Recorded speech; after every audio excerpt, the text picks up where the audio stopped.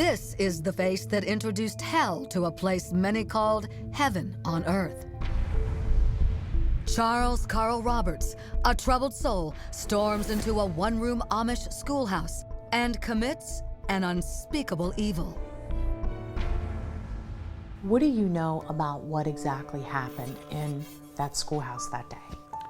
Well, I just know that my son went in there to take the lives of children. It's not something a mother can comprehend. Terry, Charles Roberts' mother, has stage 4 inflammatory breast cancer. Her doctor optimistically gives her a few more months. He said probably about 8 months. So that would be this July, and right now it's April. But before she leaves this earth, Terry has a story she wants to tell about what happened in that schoolhouse and the dark days that followed. Well, she says to me many times, I'll tell this story till the day I die, so.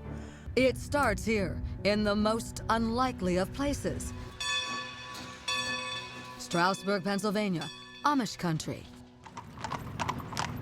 Life here is simple, with no modern conveniences or technology. Out of respect, we are keeping our cameras at a distance. Despite their lifestyle differences, Terry, her husband Chuck, and 4 boys lived in harmony with the Amish. They were more than neighbors. They were friends. Every time you see a buggy driving down the street, the kids are all waving to you and just love the friendliness and the way they want to connect. Chuck, a retired police officer, would often drive his Amish neighbors around town, and their oldest son, Charlie, was the milkman. Charlie was a wonderful son. Charlie was married and they had 3 children, wonderful wife, beautiful kids that he loved dearly. But no one, not even his mother, knew Charlie was tortured by a terrible grudge with God over the death of his first daughter, Elise. She was just born too early. There wasn't enough there with her lungs to keep her going, so she lived for 20 minutes. Terry believes her son wanted revenge, and in his twisted mind, he believed the best way to get back at God was to harm innocent children. I saw my son on the day that we buried this beautiful little girl, Elise. He carried that small casket and he looked like a ghost that day, so I knew that it bothered him deeply, and yet I didn't realize that he carried that with him through his life after that. That simmering rage was about to explode. Police say the 32-year-old father stockpiled a frightening arsenal of weapons: a 9mm semi-automatic pistol, 2 shotguns, a stun gun, 2 knives, 2 cans of gunpowder, and 600 rounds of ammunition. He then began to plot his deadly rampage at the little schoolhouse in the cornfield where he often parked his milk truck. Terry says her son got up particularly early on this October morning so he could take his own children to the bus stop. Charlie walked the children to the school bus and he called them back off to give them a hug. So he knew most likely what he had intended to do that day. Absolutely, he knew, yes. Then he went home and wrote 4 suicide notes. What did they say? Charlie had written notes to his children, 1 to each of the children, telling them how awesome they were and what a good example they could be to one another. The one to his wife Marie read more like a manifesto than a suicide note. And then 1 to Marie telling her how wonderful she was, but there was something so dark inside of him that he was angry with God because of the death of their first child. And then at 10:45 on that terrible morning, just after the children's snack, Charlie Roberts stormed into the schoolhouse. Police say he excuses the 14 young boys in the classroom, methodically boards up the windows, barricades the doors, and then binds the 10 girls' legs together with wire. At 10:58, while police are trying to talk him out, Charlie orders the girls to line up, face the chalkboard, then unleashes his horror and shoots them one by one. As cops break down the door, Charlie turns the gun on himself. I can't describe this scene other than it was horrific. The thing that I can't get out of my mind, one thing is this cute sign they had made that said, "Visitors bring joy to our school." And Amanda and I kept looking at that, thinking, this visitor didn't bring joy to the school. Across town, Terry is at work when she gets an ominous call from her husband. I need you to come to Charlie's house right away. They were the only words he said, but it sounded very grave, like I had never heard my husband with his voice that way before. So you pull into your son's driveway, and what happens next? Both the state trooper and my husband are standing right in front of me. And I looked at the trooper and I said, "Is my son alive?" "No, ma'am."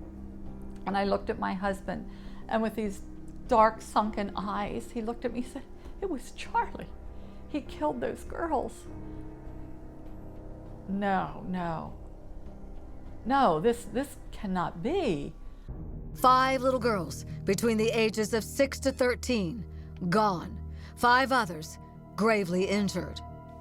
So hard to imagine when he loved his own children so much and the love of a father, and to know that he was going to be taking the lives away from other dads,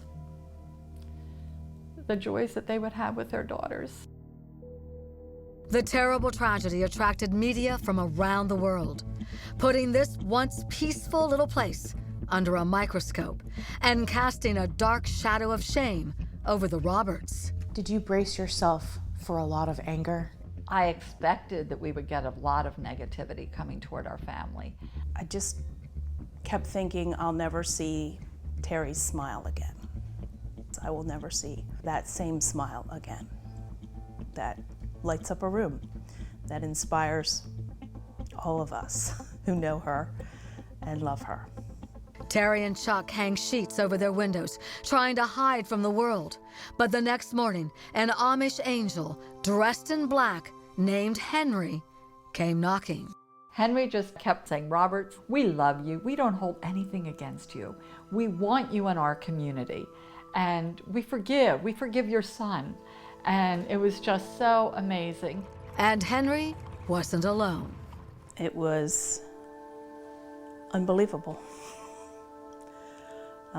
to think that their hearts and their minds were in that place. The Amish buried their 5 little girls in simple graves. The police shut down streets and issued a no-fly zone over the cemetery to give the families privacy. We're almost in tears, to be truthful.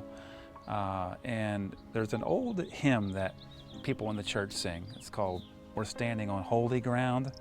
And that day, even though it was a cemetery, it felt to us like holy ground. Pastor Dwight Lefevre says the Roberts had a hard time finding an undertaker to bury Charlie. And on the day they were finally able to lay their son to rest, the media swarmed. But from across the cornfields came a human shield of kindness. As we arrived that day at the burial site, the Amish came out around the sheds, and about 30 to 40 Amish came and surrounded us like a crescent prayer covering, kind of protecting us from the big media cameras out on the street. And to protect you. To protect us. And the first 2 parents that came up and greeted us at that funeral were the parents that lost not just 1 daughter, but 2 daughters at the hand of our son. 10 days after Charlie gunned down those little girls, the Amish woke in the middle of the night and bulldozed their little school, paving the way for a new beginning. It is the story of passion and forgiveness the Amish asked Terry to write. Why do you think that is? They knew that this part of the story is one that would touch people's lives. The book is appropriately titled Forgiven. It chronicles the community's unwavering love and a mother's struggle to forgive her own son. I thought, gee, am I forgiving Charlie? Wow. I'm so angry with him for what he has done. Do I forgive him? And then I had to question in my mind, wow, if I didn't forgive him, I would have the same hole in my heart that my son had that caused him to do something horrendous. So yes, I've forgiven my son. This October will mark the 10-year anniversary of what the Amish simply call the happening. Terry knows she may lose her battle with cancer soon, but she hopes her story of forgiveness will live on. Or what is something that maybe if they're watching they could take away from you and take away from this? Forgiveness is incredibly difficult, and yet it is so freeing because it can help us to move forward. And that's what I would encourage anyone with, no matter what your darkest day is.